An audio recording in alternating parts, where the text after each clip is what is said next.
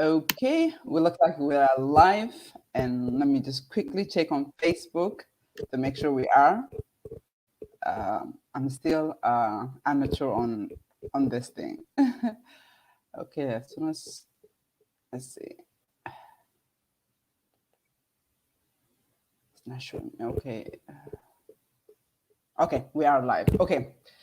Hello, everybody. Welcome, Ayetu. It's really, really great to have you, but I'm not going to introduce you yet. This is our weekly briefing on Ollaa. We have about 30 minutes to cover the current affair. Sometimes we do have special guests like today. I want to just do a quick announcement before we go on.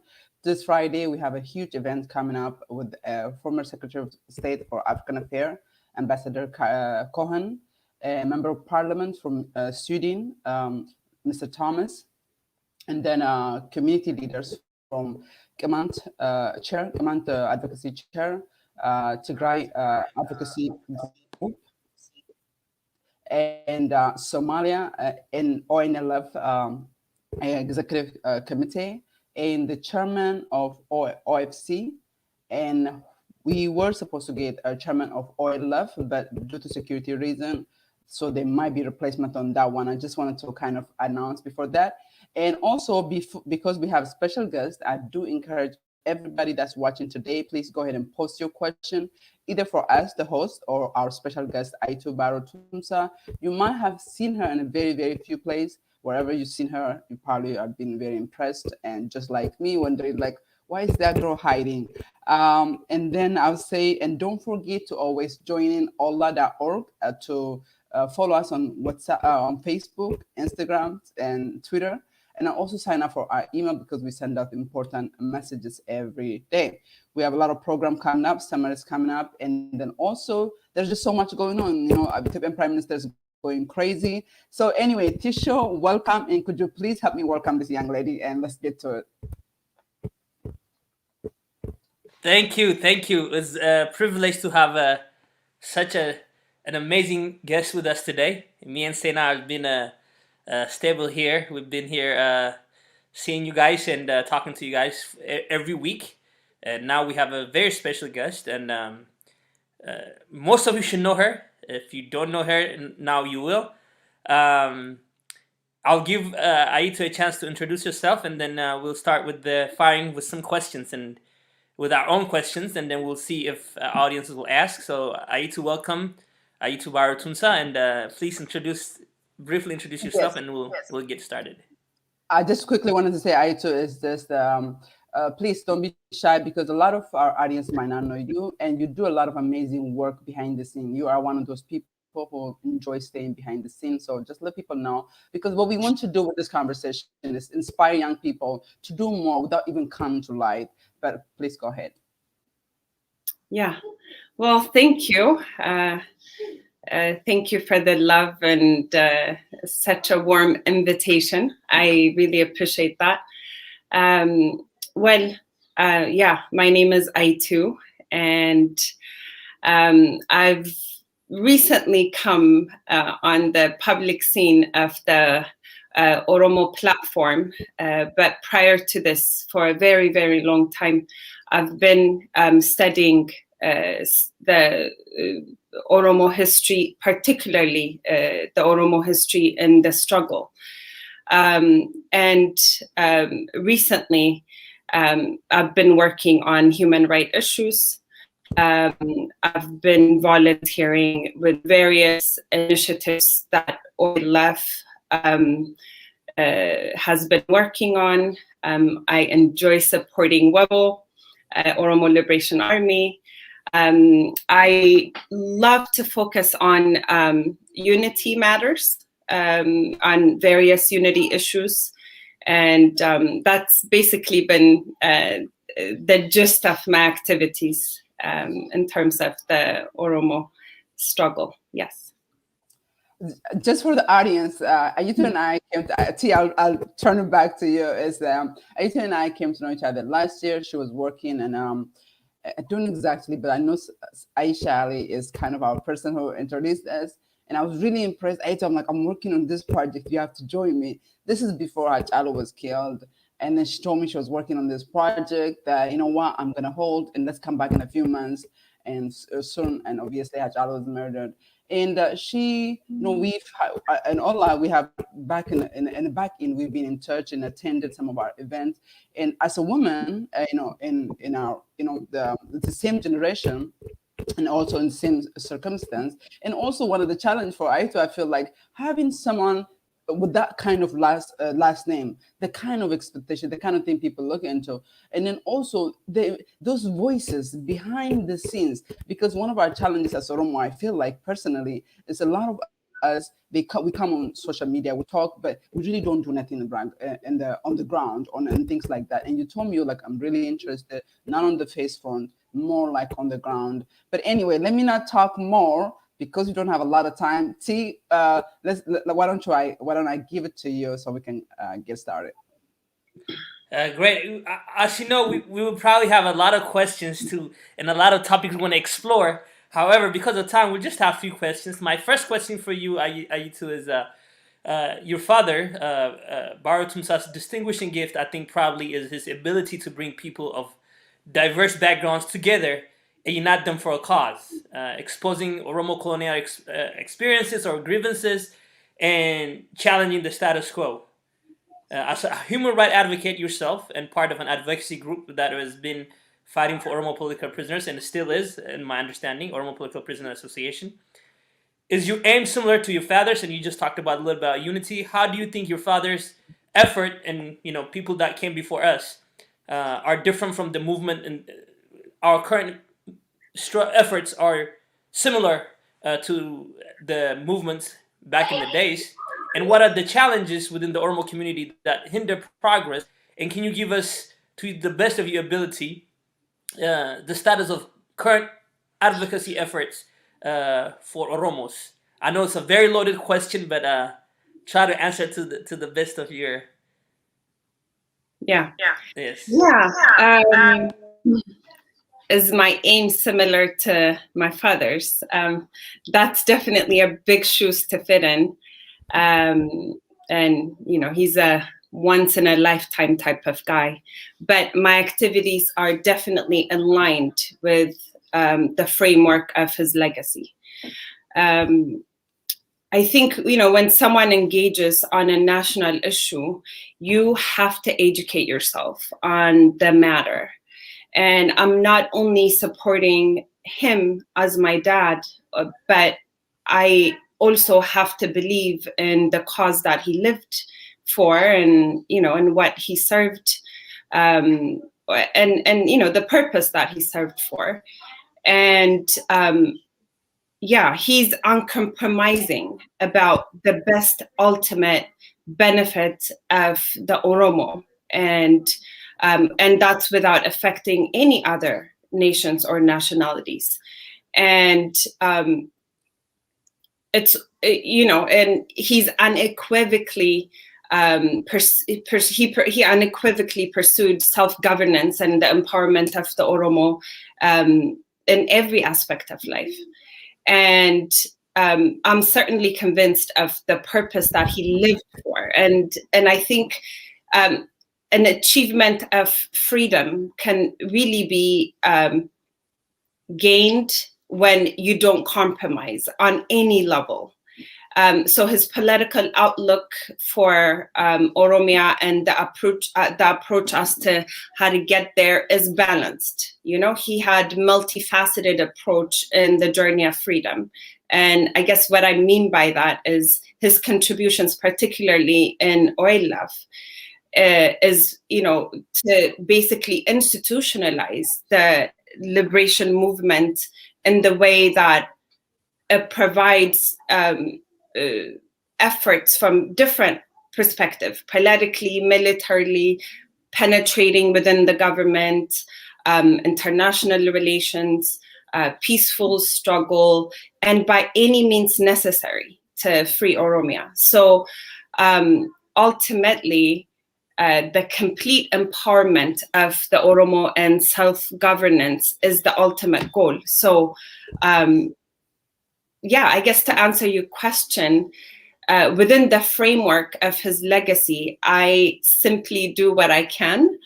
And my contributions to the movement is really by volunteering to various initiatives proposed by OLF. And especially currently, right now, I believe the most opportunistic agenda Oromo has is the transitional government, and which is the Oromia Regional National Transitional Government Agenda. And it's structured with,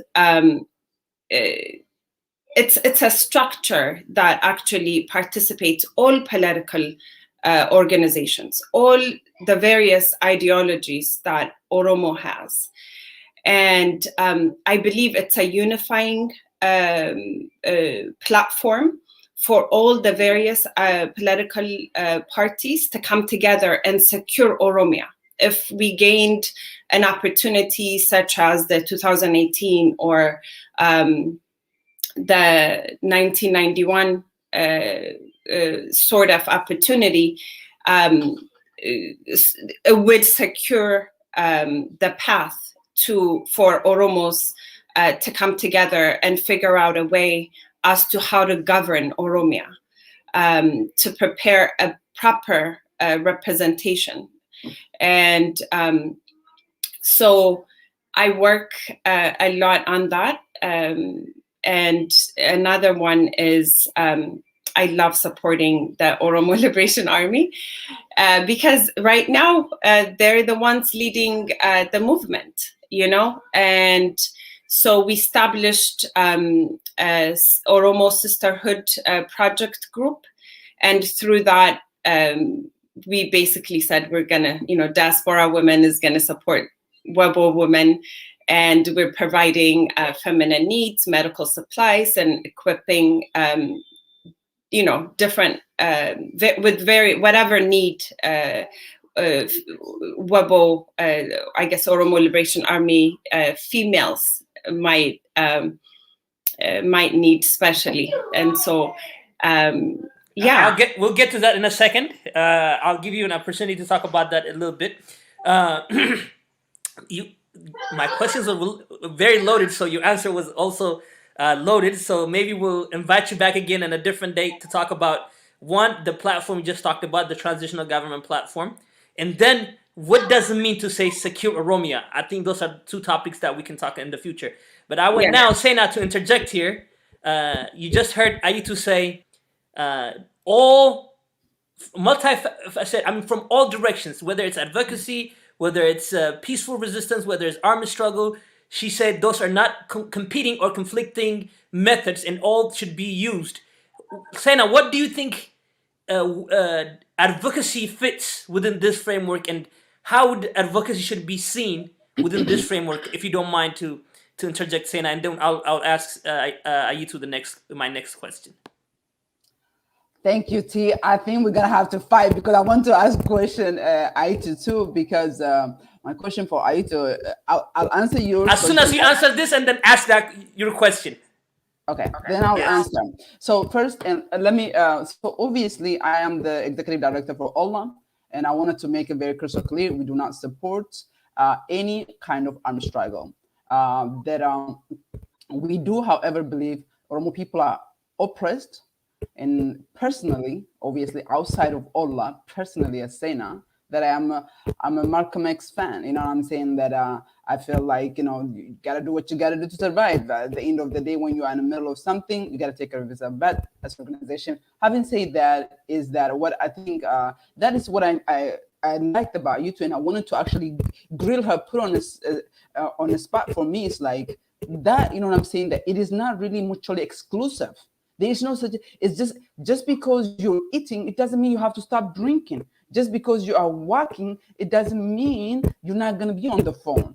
We are in time now, we are doing multitask at the same time. We are driving on the phone, we are eating and texting, we are doing multiple things. And I feel like as a Oromo, especially that, you know, we come from exhaustion of protesting, exhaustion of begging for basic human right for generation. So as someone that is exhausted, and I understand, I is fully support and agree with her, that it's not mutually exclusive, that we as a Oromo, there's no really reason why we have to do only one thing. We should be and we must do, but also the most important thing for Ayetu, and I agree, and even before we come on the live here, is that the fact, why don't you do what you do? Let me do what I do, as long as it benefits my people. Yeah, I don't have to see what you see. You don't have to see what I see. And the most important thing for me, T, is that, and I do agree, is making sure that we all do something that contribute that. And if my work shows product, let the people support. It doesn't take away your effort. It should not be considered. And I also wanted to say, I know you're going to give me a chance. There are people that I see that commenting here, but also Burka, thank you so much for Ayetu's comment positive you are posting here, and everybody, I appreciate it. But I just want to make it crystal clear, me as a person, my beliefs versus the organization to which platform we are discussing them. We want to be able to have opposing view. You see Republican and Democrat who have radical views and opposite, they come and talk and they are civil. And I believe we can do that in here. And that's what I'm super excited. And I can't wait to you give me a chance to speak next, Steve, but I think I answered your question.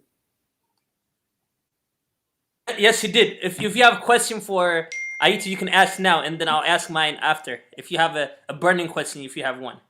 I do. Thank you. So my thing for Ayetu was that as I know you are more comfortable in the background working. So it's not really your area of territory that to come here and make all the noises that you are, you feel comfortable, and all of us have an area that we're strengths. And you mentioned something like the Oromo Sisterhood group, which I do know about it, which is fantastic. But my question is on the topic of unity, Ayetu. Let's be very, very frank. I like to see myself, and I think we also, because this time it's not going to be enough, I want to cover about the current issue that what's going on, but on the topic of unity, Ayetu. And this is, you and I are on the same age, same generation. That I feel like I was born in a struggle in the 1990s when, revolution came, that Bilsuma was just around the corner. It's just not even for my father who was alive at the time. So it was now 30 plus years later, we are still at the same predicament as we were 40 years ago. And then here in diaspora, I've been here for 20 plus years. We've been protesting, doing the same thing. And nevertheless, at least up until 2016, our struggle had completely staggered. And our division, our people are so divided that if you stand, if I succeed, that somehow Ayetu is failing. But if Ayetu doing a good job and is prospering, somehow Ollaa or Sena is failing. So what do you think is missing? As somebody in the background, and just as a human that I wanted to ask is that, what is it that we are not doing, we should not doing, that you see this kind of bitterness and backbiting in the so-called, for me, is that the so-called educated, especially in people who have a PhD and level, that 30 years later, they want to talk the same way they talked 30 years ago. And they would expect to get a different result. What is it about us? We claim to be 50% that much. I know this is loaded, so let me make it short and stop it there, Ayetu. Go ahead, please. Yeah. I guess before this program, to show maybe I don't know if Sena updated you, but we talked a lot with her about the need to come together. And we were very clear that her and I have a completely opposite outlook of the struggle. And, and really, like, we talked a lot about our stance. And I believe really, like, the way to freedom is through armed struggle. And I know she doesn't. But I think, like you said earlier, they don't conflict. We need both. And I think the armed struggle, without it being supported by, penetrating it within the government and weakening them, for example, or advocating on behalf of the armed struggle even to legitimize them, because really the military, the government being the terrorist one in this case, one needs the other. Just like, our body, it would be insufficient if we didn't have one part of, our arm or legs, right? And so the Oromo politics to me is in a very similar, it needs that similar approach. But as far as unity, I think one tool that if we all can come to a good understanding, and if we all can come to the table and agree and walk away with, is the tool of unity for our liberation. And the reason why I say that is, over and over again, since Menelik, since Haile Selassie, Derg, and TPLF, and even now, they use the divide and conquer method in a very effective way in the Oromo society. They do that, and we see it happening. And so now, like I said earlier, if both our approaches to the movement is necessary, then why can't we collaborate if we're working for the same people, And I think unity does not have to happen, me accepting Seina's idea or Seina accepting my idea. But if we can agree on that patriotism, for example, what Americans have, right? That is something they will never compromise on.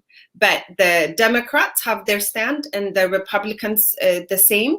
But when it comes down to America, they're on the same page. And so, ultimately, as far as how Oromia will be governed, and the ultimate decisions will be really in the hands of our people.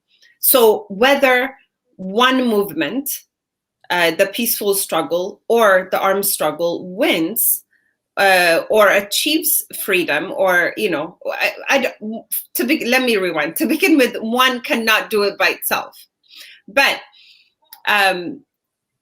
ultimately, whichever one is leading, an election has to happen. By the way, Oromo has many different political ideologies, and the two ones are Kafao and OLF right now, right? So going back to the transitional government agenda, that gives Oromo the opportunity to choose. Election would have to be facilitated. So I think we focus a lot about the individuals who are actively working and leading the movement, and we focus on that person rather than the bigger picture. That and so I look. It's very refreshing. It's very refreshing. I'm sorry if I interrupted you. It's very refreshing to hear the idea of not necessarily thinking the same way, but being able to collaborate. Because I've seen over the years, especially with our elders, calling even our organization Ollaa, and if they don't agree with the path that we're taking, or the organization is taking, instead of saying, hey, how can we find a common ground, or how can we collaborate and work together, their automatic response would be, I'm going to crush you, crush you, and I'm going to stomp on you, I'm going to stop you, and my way is going to... This is very refreshing to hear. And I didn't mean to take you away from this topic, but I have some similar topics that go along with what we're talking before we transition to election issues, which I will slightly touch the election issues. But before I get there, I have Wabo related questions. One, it was reported that Ollaa has arrested some Chinese people who are exploiting minerals in Western Wallega. I don't know if you heard of that. And the government was saying it's a fake news. Is it a fake news? Do you have any information on that? And two, we witnessed just about a week ago a 17-year-old 10th grader in Dambidolo publicly get executed, which is not new. Extrajudicial killing hasn't been new since 3 years this administration came to power. This has been happening a lot. But allegedly being a member of a terrorist group. I'm confused because the government said Shane is a terrorist group. What do they mean by Shane, one? And two, what do you think about this Anti-Terrorism Proclamation that started in 2009 and still being used in a different format? What do you think what do you think about this proclamation, the new form of this Anti-Terrorism Proclamation? I want you to fit this into, not more into the, I want you to present these things connectedly if you can. I know they're separate questions, but kind of connect them and answer them in one. Does that make sense? It did. Yeah. I don't know anything. I don't have any contact with the military, like personal contact. So I'm just like any diaspora. I contribute raising funds, and then, you know, I send it through their diaspora connections here. So I can't really say anything whether, you know, that those Chinese individuals were in the control of the Oromo Liberation Army. But if they are, let's say hypothetically that they are, if they are, that mine, that gold and that wealth in Oromia belongs to the Oromo people. And the Ethiopian government is exploiting our resources. And if these international bodies, whether it's Chinese or any other foreign institution that collaborates with this government, would have to be accountable for their collaboration in crime against the Oromo. This is looting. This is part of the oppression that we're talking about. This is part of, you know, it fits within the colonial framework. And so if they are, honestly, which I don't know, WEBO is an extremely disciplined military. I'm sure they would handle them accordingly. Would probably, usually when WEBO, when they even capture a prisoner of war or any government official, they actually educate them and they follow the international law, and then they release them. Which is not the case. So it's clear for our audiences, which is not the case for Ethiopian security forces. We've seen many time and time again that they do not follow those, what you just said, those discipline rules of war. So I just wanted to make it clear to the audience.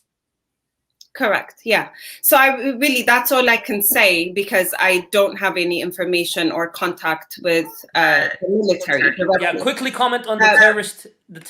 It's a little confusing. Make it clear. What does Shane mean? And I'll pass it to Sena after. In your understanding, what do they mean by Shane?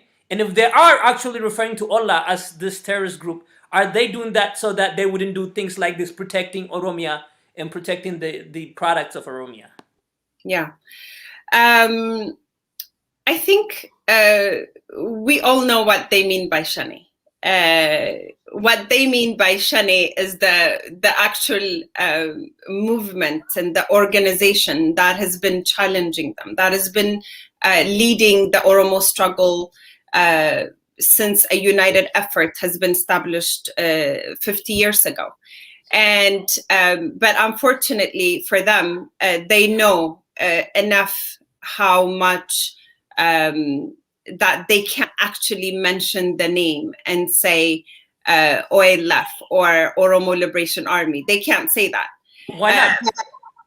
But Shane in general, it means, it has various meanings in the Oromo society. Within the Gada system, it does. The Central Committee of the Ollaa named themselves Shane. They're, I think, within the Oromo structure. I'm sorry, I'm not very educated with about our culture to explain in depth, but Shane has a very, very meaningful meaning. And there was a statement written by OLF that actually responded to their anti-terrorist law, stating that this even name using Shane as an as a terrorist organization is a defamation on the Oromo people. It's actually attacking the Oromo culture in general.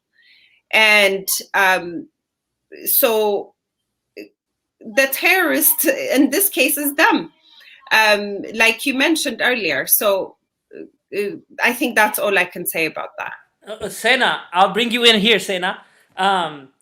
If there's nothing as Shane, let's say there was no Oromo Liberation Army, you've seen very recently the attack on Oromuma itself, just Oromo identity, just being Oromo. If the target was not there, do you think maybe Ollaa or maybe other organizations that are peacefully leading this struggle would have been the target, would have been labeled this terrorist group? Do you think that would have been the case if there was no Ollaa? Just from... You're on mute, Sena. Okay, thank you so much, T. So, but what I want to do is I want to make a few comments, and then we are way over our time. Please do. Feel free to make comments. Okay. And I know we're over time, but we're still going to ask one more question about election, and then we'll go. About election, definitely, because we did not get to the whole point of today's agenda. Is because we are too excited, and I think we're having a very important discussion, very genuine discussion. And so the few thing I would say is that for our audience, and as Ayetu mentioned, and we know each other for a little bit over a year, and we stand on an opposite idea. Nevertheless, we've always been talking, and oftentimes that's the kind of honest, genuine conversation is missing from Oromo. And then I would say that that I think, especially Oromo leads, who are poisoning our people. And Tisho mentioned just about Ollaa. If it's not my way, let's crush it, let's kill it, spreading rumors to their American-born kids about extremely regionalist people, extremely self-centered people. They don't care about Oromo, but they are on the media always talking about unity. But what they do practice, and this is the reality, in my opinion. But I wanted her to come. And I approached her because we last few weeks ago we have Yadisa, and it was from education department. And Ayetu is that there's this genuine conversation missing. And as a woman, especially the things that she works on, the focus on the woman, because oftentimes women are always at the far front of victim. They struggle so much, and when the victory comes, they are always forgotten. So, and the victory of what Ayetu and other people do, I gain. And I want to make sure their voice are here. And I want to make sure that is there any way in a platform that we can be there, help them in any way, reach their goal, this destination. At the end of the day, we're all going to die. So I wanted to mention that. And I also wanted to say, just for the record, I know Tisho is using Ollaa, but I want to specifically say, let's use OLA for the sake of Ollaa and OLA is two different things. Ollaa is the platform we're speaking on. It's a non-violent, it's a nonprofit organization based in Washington, D.C. We advocate, and in fact, Ollaa have changed U.S. policy, European policy, and we're going to hear about it more. And Ollaa's contribution to Oromo struggle is obvious that it doesn't have to be contributed. And I also wanted to mention that there's a lot of people seem to be engaging online. I do want to say we appreciate that very, very much. From Aisha to Guji. Some of your comments are very just positive, so I just wanted to say I appreciate it. For the sake of it, I'm not going to read all of it, but I do want to acknowledge them. And I also want to mention this Friday again, we're having an event where former Secretary of State for African Affairs Herman Cohen is the host, and we're gonna have a opposition party, OLF, and OFC will be talking, and the chairmen of from Kemant Tigray group that will be joining. You have to sign up for that event. It's not public. You have to sign up to watch it. We can take a few questions if the time allows. I think we can take a few questions that you will be getting access to that event. And I want to conclude by saying that about what Tisho asked me about, if Shani because there's really not a specific group that is identified itself as Shani. Could it be even maybe Ollaa, this organization, be a target? But I think for your question is, and then also you mentioned about an identity attack. And the next topic you're going to ask Ayetu is about the election. I do know that. The identity attack, Oromuma, and about this young lady who have a platform, was talking about how she took the word Umma and defined it. But to me, it's not even about, for people like me, who is conscious, have always been conscious about Oromuma. It's not someone like me, educated, who understand what's her agenda behind it. I'm not her target. Her targets are those radical on the right side who want to create fear about Oromo people to other Ethiopians, that somehow we are the radical on the left side that are trying to take over based on religion. And it's the attack on Oromuma is have been part of the Ethiopian system. The state of empire is created in dismantling, in eliminating, in wiping out the Oromo identity. That has been the case. It is just that personally, I feel like part of our elite being as the main source of problem, because they preach one thing and they practice something else. And on top of that, they give the general public this fake hope. There is no difference in Oromo struggle. I am 30 plus years old. I'm 36 years old. There is no Oromo struggle. We talk the same way as we talked 20 years ago, and we want to talk the same way we talk. We want people who actually practice. So I think those people who are attacking Oromuma have always been the case. Ethiopia is built in dismantling and wiping out Oromuma. That's what Ethiopia is. That's what we are fighting against it. And some of our very elites, we used to be part of it. Like, in fact, today is our general, Oromos are generals. They are the committed ethnic cleansing in Tigray. They are the people who committed extrajudicial killing of young men who is 9th grader. These are not Amharas. These are not Tigrays. Let's accept the truth. The truth is we are the enemy. The Oromos is killing Oromos. So we have to really face that. But for people like the young lady and other people who are attacking Oromuma, I'm not surprised. I'm surprised the fact that, you know what I'm saying, the quote that I think Martin Luther King said that, at the end, it's not the brutality of the enemy, it's the silence of a friend that surprised me. It's not the killing of the enemy or the Amhara or the Tigray is doing against Oromo have done in the past. It is in Dembidolo. The young man that got killed, that we're talking about it, he didn't get killed by Amhara, he got killed by Oromo. How come Oromo elites are not talking about? How come we're not talking from that angle? The truth, we really need to look about that. Yes, I agree that there are certain group like the parties right now trying to learn for office, PP party, Izema, all of them is about wiping out Oromuma, to which is too late, they can do that. But as far as the targeting team, my answer for them is that absolutely, when you have a government unelected, is empowered through gun, can only be, unfortunately, in many cases, through gun, through armed struggle. And I think that's what I took on. But let me get off and give it back to you.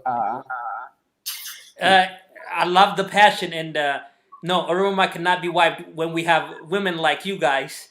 I mean, even just the way you speak, I know what it did for me, and I'm sure Sena, it was a powerful what you just said. I'm going back to you, Ayetu, and my next question is, we're shifting gears to election.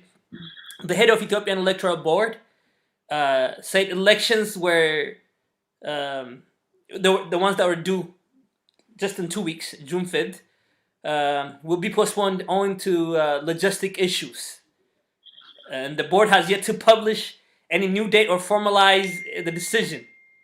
What are the consequences of indefinitely delaying this election again?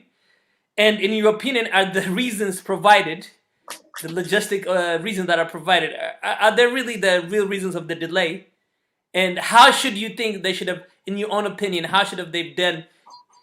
Because I think, in my opinion, holding the election without the preconditions that were set forth, things like releasing prisoners, stopping killings, and stop crimes, things like that, holding the election on June 5th is already dangerous.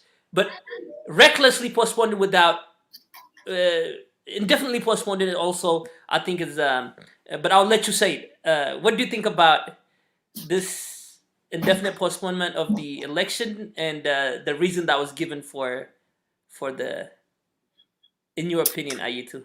Yeah. Well, as we know, the country is not completely in their control.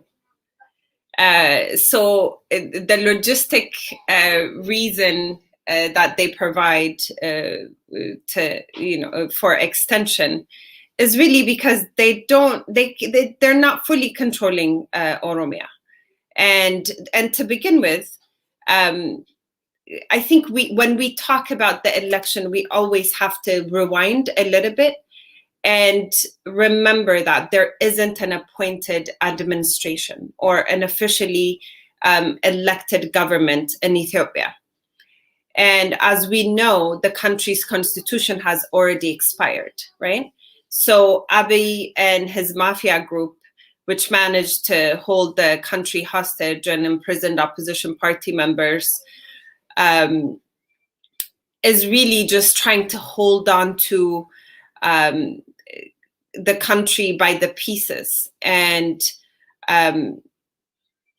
hypothetically speaking, let's say, even if political prisoners are released, and that by itself wouldn't even satisfy the criteria required to hold elections.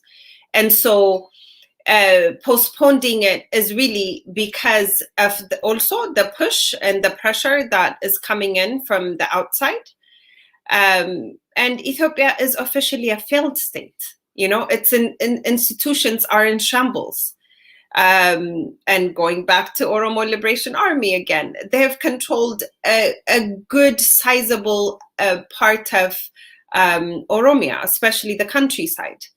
So is it legitimate to postpone it? For them, yeah, because they want to survive and do whatever they can.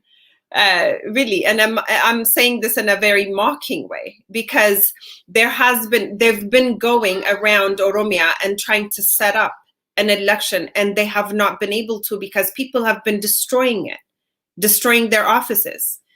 And so it's utterly impossible to even hold an election in that country.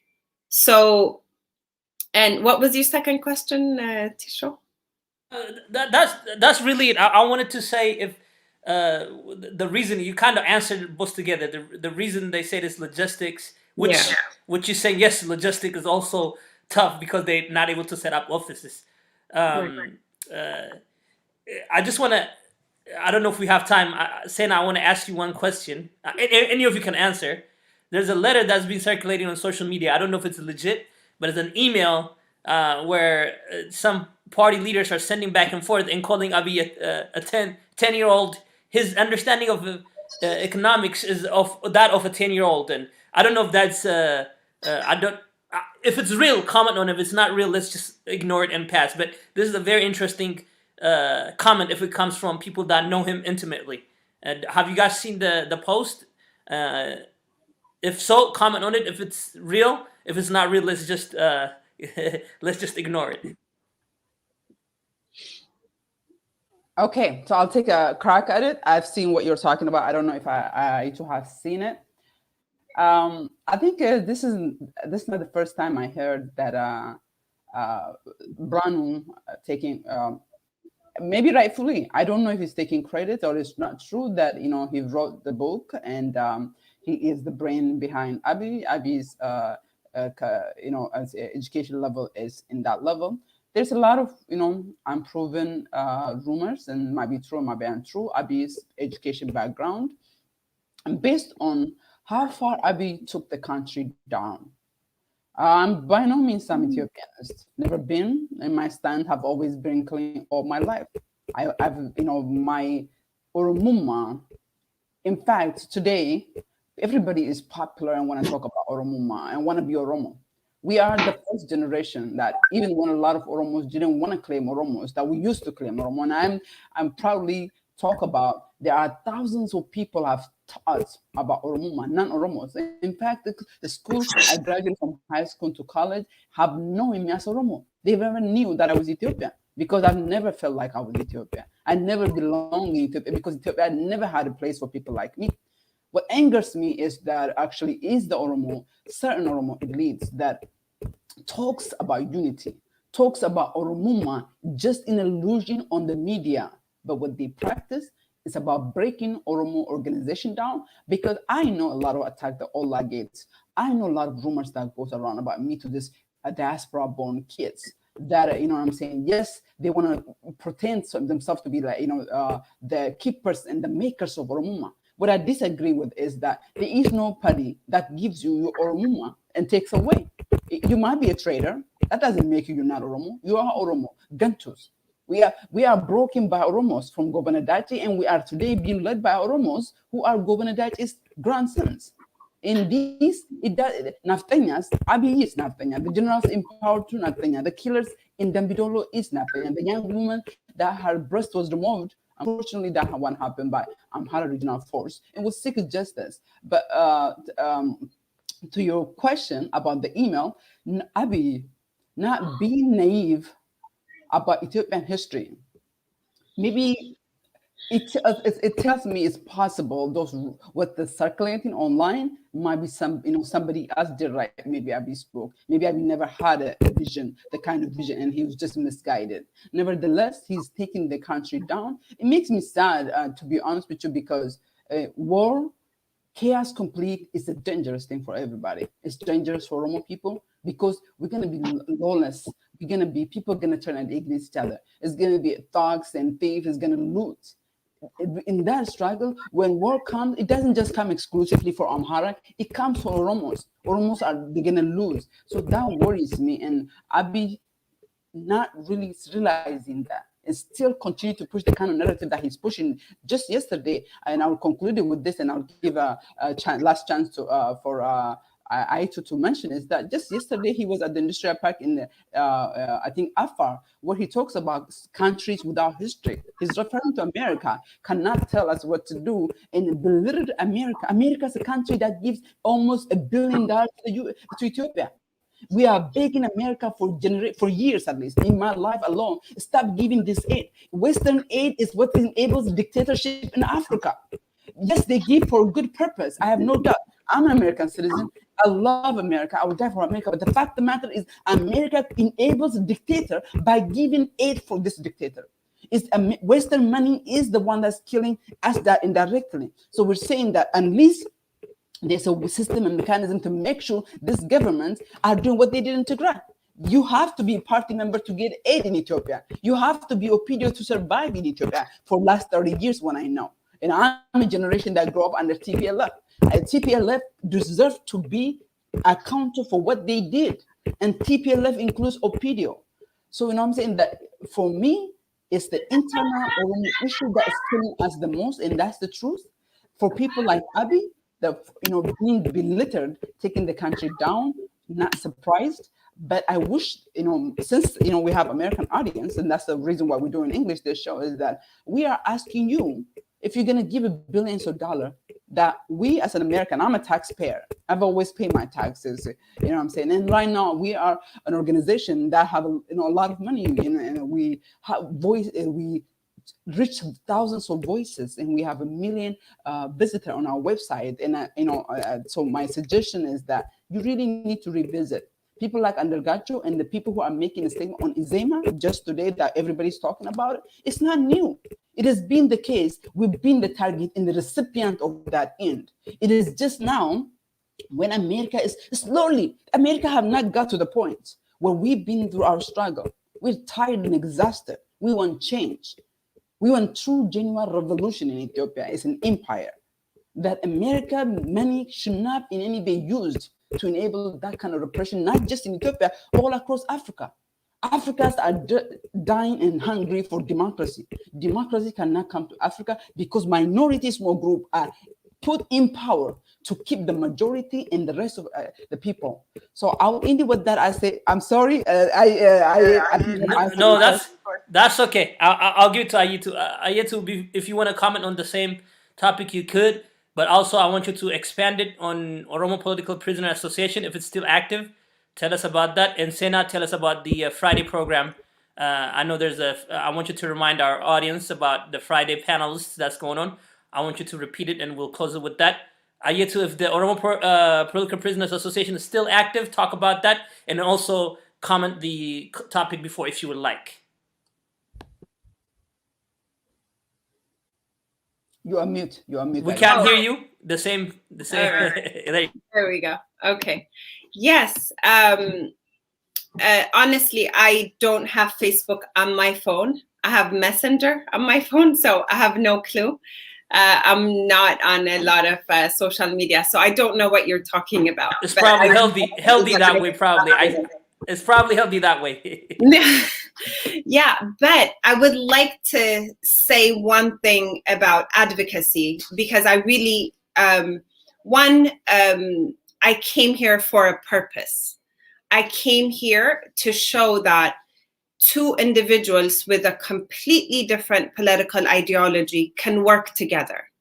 And if you would allow me to close on this, because I know you want to conclude,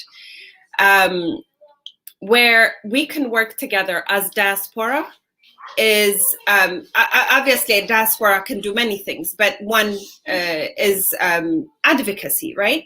And so as a diaspora community, I think our struggle has to evolve the same way that our struggling is evolving in Oromia. And the system we utilize has to advance itself.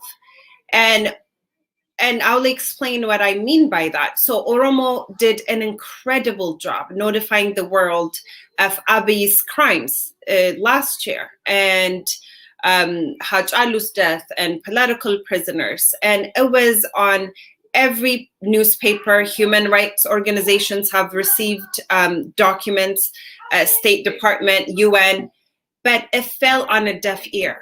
Really, that's how I feel.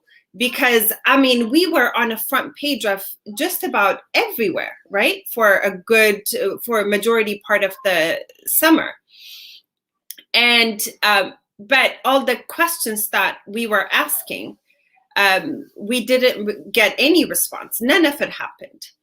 And in fact, there are more prisoners today than last year.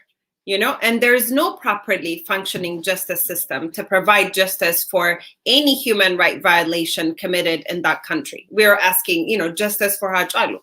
And we see Colonel Gamachu just was released yesterday, and right as he exited the door, and now we don't even know which prison he's taken to, right?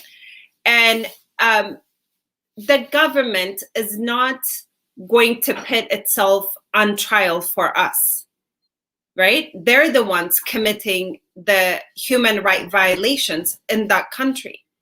And heavy advocacy has been achieved. And I think we really have to congratulate ourselves. We've done a good job, you know, but based on the lessons learned and experience gained, we should understand our achievement and, well, the fact that our achievement has been done, and but now what do we gain out of that, right? And so there are a few questions that we have to ask. What are we advocating for?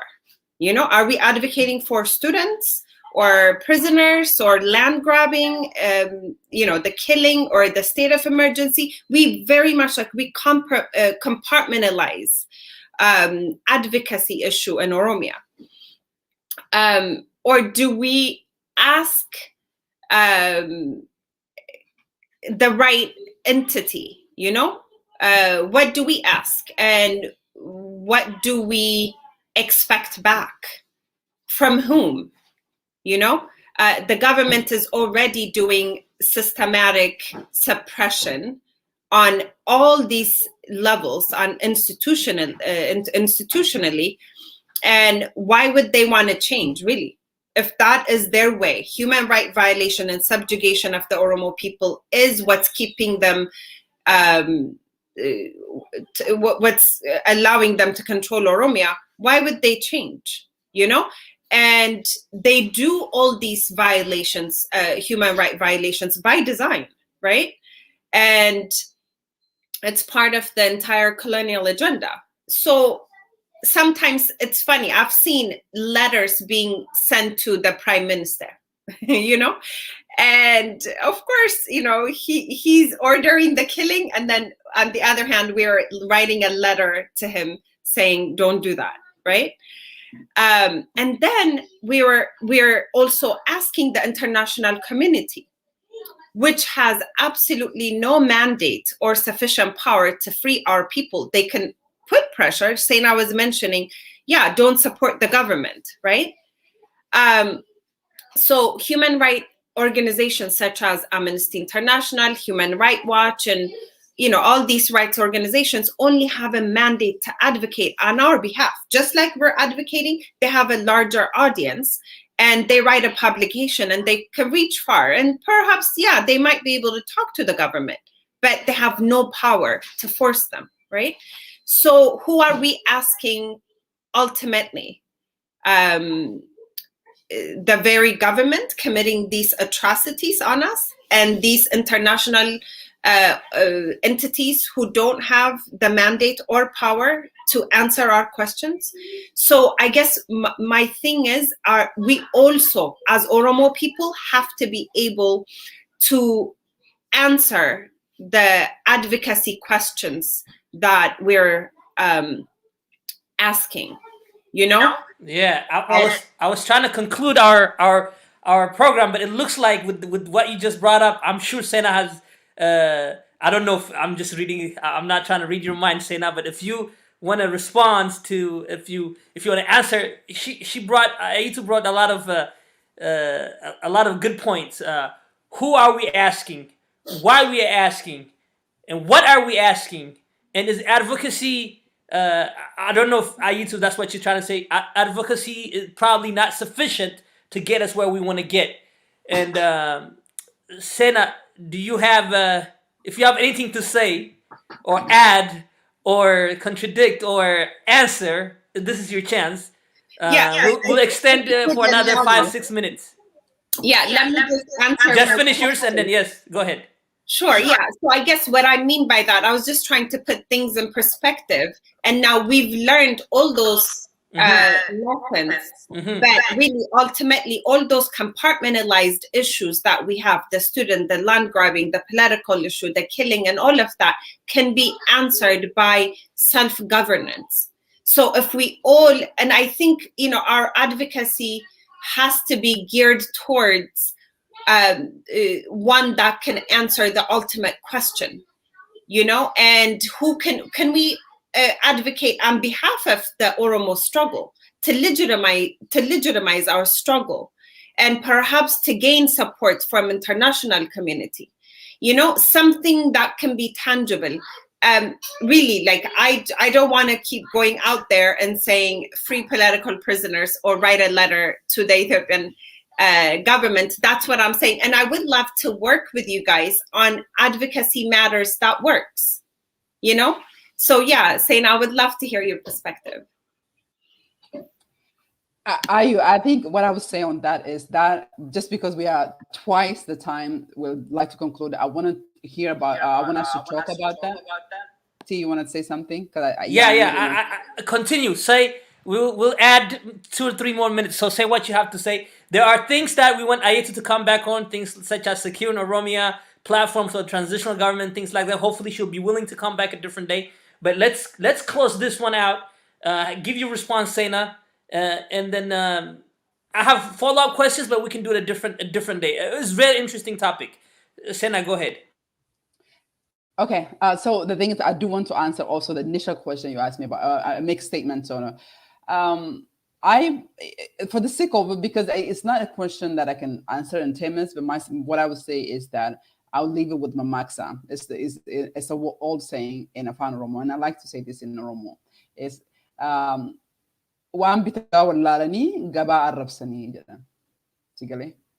for so long, Oromo have protested and nobody have heard. No US Congress have ever written anything about Oromo. Why? It's not because we didn't know how to ask. We didn't know what we were asking. We are like a mad people on the street chanting and coming back home and sleeping and just waiting magically what happened. The reason changed. The recent inclusion of Oromo, and we're going to hear from Europe too, it didn't magically happen, T. It is because strategically done, and that's why you're seeing the outcome. We must learn, we must know what to say, to whom to say, and when to say. And the topic that Ayetu brought up is that very important topics. You know, we have 40 prisoners are being released after years. What happened to them? What kind of advocacy needs to be done for them? There are people displaced, 80,000 people displaced in Ollaa. Are they not hungry? Do they not need help? And I'm happy the support that Tigray is getting. We are 100% for. What about, you know what I'm saying? It is because what we do is 99% of Oromos are, where are they? On Facebook. What do? They write fancy letter, we put on Facebook, and we call it the day. And then about a year later, it's like, you know what, nobody listened to us. So I'll come back and talk about that. But I would like to close it with this. And I think we have to come back with Ayetu, is because I want to talk about, you know, women's role. Ayetu, at an advocacy, we first joined an organization together, to which join, you know, we eventually withdraw from it, that, you know, the treatment of women, the platform, you know what I'm saying? Women, as we struggle in and day out, when it comes to the laws, there's no place for them. We are the last, like, is there anybody have a question? And there's like, they look for a man, and the end is like, oh, we didn't get a woman. Is there any one woman? Just about one. You know, the price we pay is not the same. With in the case of Ollaa, we work 7 days a week. There are 24 people who work here, and this is the reason why I'm bringing Ollaa, because that's the organization I represent, and that's what this platform TNI owes. And Ayetu is obviously our guest. So I urge, there are 100+ people listening to right now. Ask yourself, what have you done in the last week? What have you done in the last month? Have you tweeted? Have you written? We are a weekly campaign that we're doing. There are things that we might not be doing right, that we should be doing. We're not psychic, we don't know. We need your help. Join us. Like Ayetu said that. She said we want to work with that. That's why Ayetu and I are on a very good term, and we always talk about it. We don't have to all agree.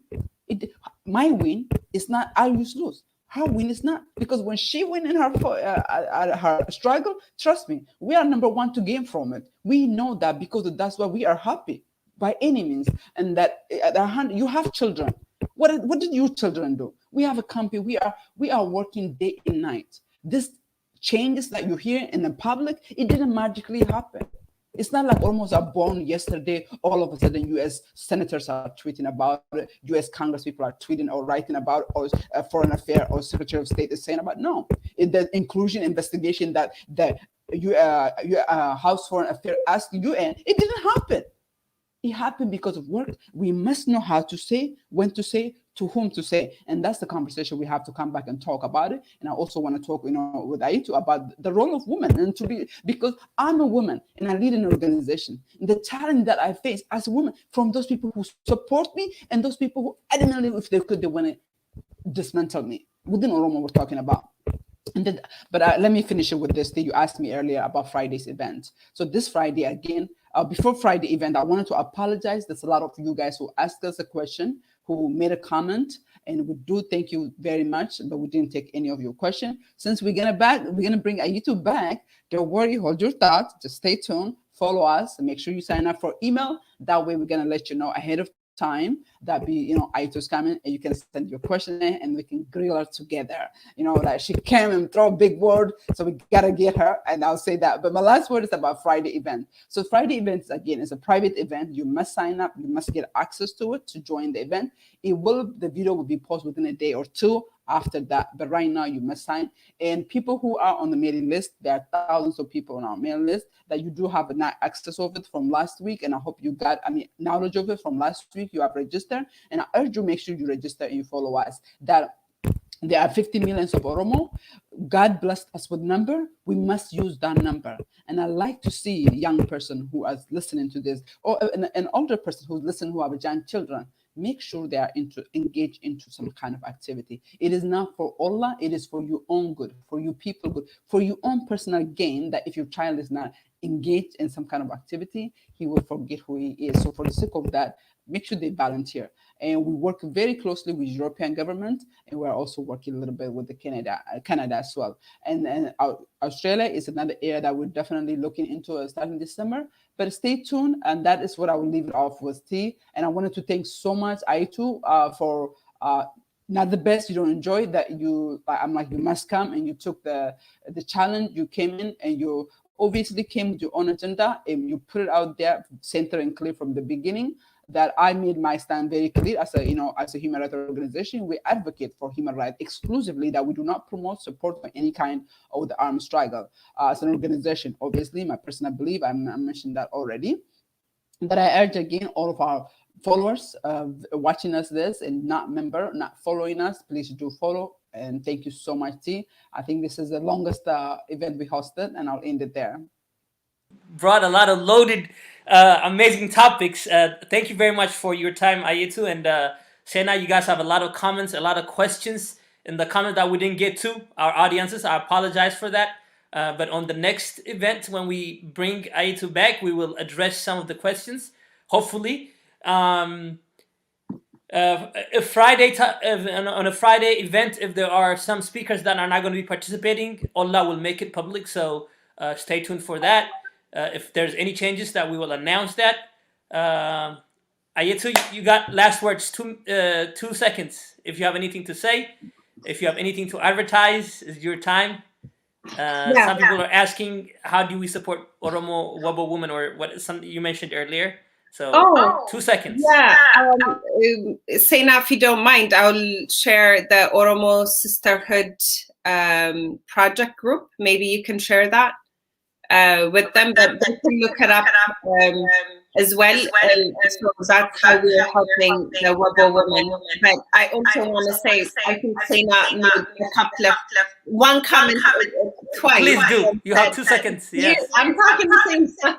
She clearly said, I don't support, she doesn't support the military. And I want to make it clear that I hope you're not misled that they're not a violent military. They're just completely defending the Oromo people voluntarily. I just want everyone to understand that. And it is Sena's choice not to support, and that's okay. I don't support some of the ideas that Sena has. And we work together and we want to lead by example. I want everyone to know that. But also, I think we must understand that Ollaa is actually sacrificing themselves for the freedom of the Oromo people, and the violent ones and the terrorist is the Ethiopian government. And this is a prime example that the Oromo people have to learn from. Women trying to come to the front and to unite the Oromo agenda with a completely different perspective. And I appreciate you for that, Sena. Just for clarification, I think what Sena said was Ollaa as an organization does not support armed struggle. I don't think she said personally. And then I want to emphasize Ayetu's point, where actually the reason why Ethiopian government, when they talk about Oromo Liberation Army and other groups, the reason why they use malicious words like Wambade or Shifta, things like that, is to make sure that they don't get support by labeling them terrorists, by labeling them bad. And we know this. But what people should look at is actions. Who is doing actions that describe a terrorist? That I leave it for our audience. Okay. Thank you very much. Have a wonderful Wednesday. Thank you.